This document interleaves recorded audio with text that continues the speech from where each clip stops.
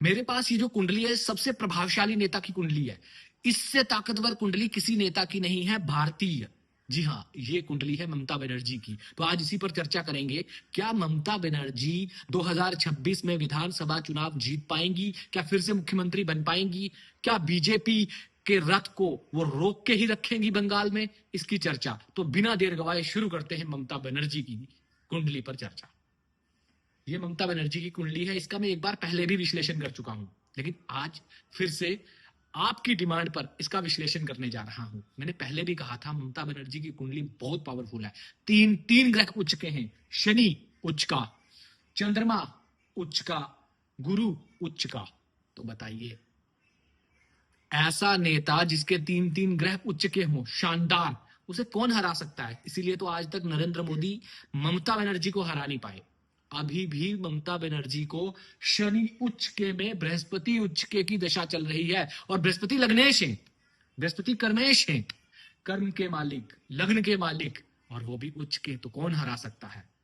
अगर मैं बीजेपी की तरफदारी ना करते हुए सच्ची राष्ट्रवादिता और सच्चे अर्थों में बताऊं तो ममता बनर्जी को हराना असंभव है। ममता बनर्जी की जीत अभी भी निश्चित है, क्योंकि ममता बनर्जी को 9 सितंबर 2026 तक शनि में बृहस्पति की दशा चलेगी। बृहस्पति उच्च का कहां बैठा है? पंचम घर में। शनि उच्च का कहां बैठा है? अष्टम घर में। आप कहेंगे तो फिर इसमें आगे क्या विश्लेषण, जब आपने अभी क्लियर कर दिया इन्हें कोई हरा नहीं सकता, इतनी मजबूत कुंडली है। पहले तो ये कुंडली इन्हीं की है। जी हाँ, नरेंद्र मोदी ने हिंदुस्तान जीता है, लेकिन इन्हें हरा नहीं पाए हैं, क्योंकि कुंडली ही इतनी प्रभावशाली है। सारा खेल कर्मों का होता है। आपने सुना होगा, आपने देखा होगा, बहुत से लोग ऐसे होते हैं जो इस जन्म में कर्म नहीं करते हैं, लेकिन उनका भाग्य बहुत जबरदस्त होता है। ममता बनर्जी उन्हीं में है। आपके जो ये जन्म, इस जन्म के जो कर्म है ना, इसका इनपुट आपको अगले जन्म में मिलेगा। कई बार इस जन्म में भी मिल जाता है, लेकिन जो पिछले जन्म के आपके कर्म होते हैं, आपका भाग्य उसी से डिसाइड होता है। ममता बनर्जी को जो भाग्य मिला है वो पिछले जन्म में ममता बनर्जी ने कोई बहुत ही अच्छे पुण्य किए होंगे जो उससे मिला है। इस जन्म में ममता बनर्जी के जो पुण्य है ना, अब उनका हिसाब होने वाला है। क्योंकि शनि जो आते हैं ना, शनिदेव, शनिदेव के लिए कहा जाता है, ये जब आते हैं और जब जाते हैं, छप्पड़ फाड़ के देकर जाते हैं, या तो लेकर चले जाते हैं, या तो वजूद खत्म कर देते हैं। और ममता बनर्जी को बृहस्पति उच्चके की दशा चल रही है। इसमें आपने देखा, जो बीजेपी बंगाल में प्रचंड बहुमत वाली दिख रही थी, वो अपनी सीटें कम हो गई उल्टी उसकी। नरेंद्र मोदी ममता बनर्जी को 2 बार मेहनत करने के बावजूद, मतलब लोकसभा और विधानसभा में नहीं हरा पाए। क्यों? क्योंकि ममता बनर्जी का लग्न इतना प्रभावशाली है कि जीत इनके मुंह से कोई खींच ही नहीं सकता। लग्न का मालिक और 10वें घर का मालिक बृहस्पति कर्क में, पंचम स्थान में। पंचम स्थान आप जानते हैं ना कौन सी जगह होती है, वहां पर बैठा है, वो भी उच्च का। तो कौन हरा सकता है? तो फिर हारेंगी कैसे? इसके पीछे 3 बातें हैं। पहली बात, शनि सितंबर में जा रहे हैं। शनि जाने और आने से 6 महीने पहले अपना प्रभाव देना शुरू कर देते हैं। वो जाते हैं, कर्मों की सजा देकर जाते हैं, कर्मों का फल भी देकर जाते हैं। शनि अच्छे भी जितने हैं, बुरे भी उतने ही हैं। शनि अगर आपने जीवन में अच्छा किया हुआ है तो आपको 100% अच्छा देकर जाएंगे। आपने बुरा किया हुआ है, 100% बुरा करके जाएंगे।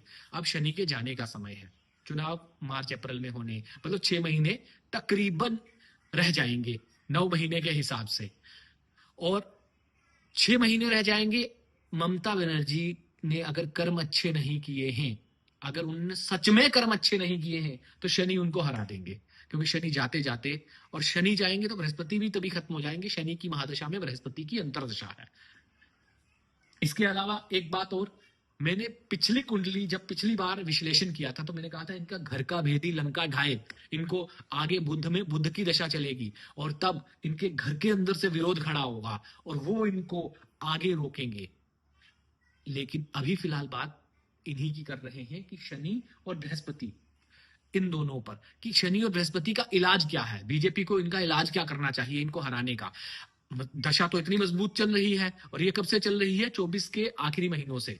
इनका इलाज ये है कि प्रधानमंत्री नरेंद्र मोदी को ममता पर पर्सनल अटैक बंद कर देने चाहिए। बीजेपी पूरी को ममता बनर्जी पर पर्सनल अटैक बंद कर देने चाहिए। ममता बनर्जी को निशाना नहीं बनाना है। उनका लग्न इतना प्रभावशाली है कि आप निशाना बनाएंगे तो आप ही हार जाएंगे। ममता बनर्जी पर प्रधानमंत्री नरेंद्र मोदी और बीजेपी को स्ट्रेटेजी बदलने की जरूरत है। पार्टी पर निशाना साधें, ममता बनर्जी पर बिल्कुल भी ना साधें। ममता से लड़ेंगे तो हार निश्चित है। अगर ममता को केंद्र से साइड हटाकर आप बाकी चीजों पर फोकस करेंगे तो आप जीत सकते हैं। फिर से मेरी बीजेपी वालों को, अगर वो मेरी कुंडली विश्लेषण देख रहे हैं तो मैं फिर से बता दूं, ममता बनर्जी को टारगेट मत कीजिएगा। अगर आपने ममता को टारगेट किया तो बीजेपी एक बार और हार जाएगी। और ममता बनर्जी के लिए मेरा ये सुझाव है, अगर वो जीतना चाहती हैं तो वो बीजेपी से हर एंगल पर अपने आप पर अटैक करवाएं और अच्छे कर्म करें। उनकी जीत निश्चित है, क्योंकि उच्च के बृहस्पति और उच्च के शनि की दशा चल रही है। तो ये इन शॉर्ट में विश्लेषण था। बंगाल में ममता दीदी जीतेंगी या हारेंगी, मैंने आपको दोनों नजरिए बता दिए। ममता बनर्जी की कुंडली बहुत प्रभावशाली है। उनकी कुंडली के हिसाब से अगर देखा जाए और इस स्ट्रेटजी से बीजेपी चले तो बीजेपी भी जीत सकती है और ममता दीदी भी हार सकती हैं और ममता दीदी भी जीत सकती हैं अगर ममता बनर्जी अपनी इसी स्ट्रेटजी से चले। तो कुल मिलाकर कुंडली, मैं आपको ना कुंडली का एक छोटा सा इन शॉर्ट में मतलब बता दूं। जब ममता बनर्जी पैदा हुई ना, तब और भी दुनिया में लड़कियां पैदा हुई होंगी, लेकिन पुरुषार्थ पुरुषार्थ ममता बनर्जी ने किया, इसलिए ममता बनर्जी यहां तक पहुंची। जो व्यक्ति पुरुषार्थ करता है वो अपने भाग्य को उतना चमका देता है। ममता बनर्जी की कुंडली में 3 ग्रह उच्च के हैं, तो इन्होंने उन 3 ग्रह उच्च के से अपने आप को वहां पहुंचाया तो ये मुख्यमंत्री बनी। तो इसी तरह अगर ये पुरुषार्थ करेंगी तो इनकी जीत निश्चित है। और अगर बीजेपी पुरुषार्थ करेगी और ममता बनर्जी पर सीधा सामने से, प्रधानमंत्री मोदी भी ममता बनर्जी से सीधे आमने सामने की टक्कर में जीत नहीं सकते, क्योंकि ममता बनर्जी की कुंडली प्रधानमंत्री से ज्यादा प्रभावशाली है। इसीलिए ममता बनर्जी पर प्रधानमंत्री अटैक ना करके टीएमसी पार्टी पर अटैक करें, परिवारवाद पर अटैक करें, बाकी चीजों पर हमला करें और जीतने की रणनीति बनाएं अगर जीतना चाहते हैं तो। कुल मिलाकर मैं ये कहना चाहता हूं कि इस कुंडली का निष्कर्ष ये है कि ममता बनर्जी से जीतना है तो रणनीति में बदलाव करना होगा। ममता बनर्जी पर अटैक नहीं करना होगा और ममता बनर्जी के परिवार में फूट डालनी होगी।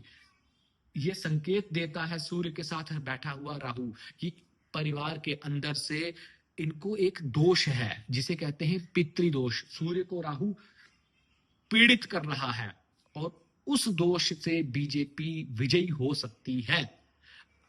सिर्फ एक ही दोष है, यही वाला। तो अगर इसीलिए जो इनको विवाह में दिक्कत आई और जो इनके कर्म में केंद्र में ये प्रधानमंत्री नहीं बन पाई, वो यही था, सूर्य और राहु का एक साथ 10वें घर में बैठना। अगर ये दोनों एक साथ ना होते तो ममता बनर्जी देश की प्रधानमंत्री भी बन सकती थी। 3 ग्रह उच्च के पराक्रम में चंद्रमा उच्च का बैठा था। तो दोस्तों ये समझे आप मित्रों की ममता बनर्जी की कुंडली कितनी प्रभावशाली है। आगे किस व्यक्ति या किस महिला या किस सेलिब्रिटी की कुंडली का विश्लेषण किया जाए आप मुझे जरूर बताइएगा। आज इतना ही, बहुत बहुत धन्यवाद। हाँ, आप बताइए कमेंट बॉक्स में जरूर कि आपको क्या लगता है, ममता बनर्जी जीतेंगी या हारेंगी? क्या बीजेपी की रणनीति जो है वो ममता बनर्जी पर अटैक वाली होगी या पार्टी पर अटैक वाली होगी? बहुत बहुत धन्यवाद।